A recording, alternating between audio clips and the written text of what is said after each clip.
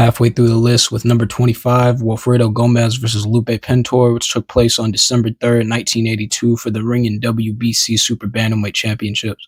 This was a fight that was between two Hall of Famers, with Wilfredo Gomez in the red trunks and Lupe Pintor in the white trunks. Wilfredo Gomez gets off to an early lead with great pressure and just overall being more physical compared to the more relaxed and more willing to sit behind the jab version of Lupe Pintor that we get earlier in this fight. But Lupe Pintor starts to take over as Gomez starts to slow down in the middle of rounds. But Gomez gets a second wind in the seventh and just gets back to what he was doing.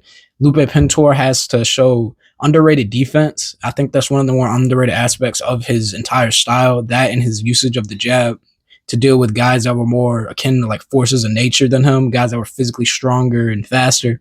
But he was able to stay in there as Gomez starts to take a bit over, puts Lupe Pintor on the back foot, but Pintor manages to get a second wind of his own in the 12th round and hurt Gomez pretty badly. Gomez has to actually get dragged back to his corner at the end of the 12th. And in any traditional era, anything happening in the 90s and forward, that would just be the end of the fight. But this was not the 90s. This was the 80s, back when they still had 15 rounders. And those championship rounds, that 13th, 14th, 15th, that's all good stuff in this fight. I'm not going to spoil how this ends. It might go to the 15th. It might not. You just have to tell for yourself. Definitely a must watch.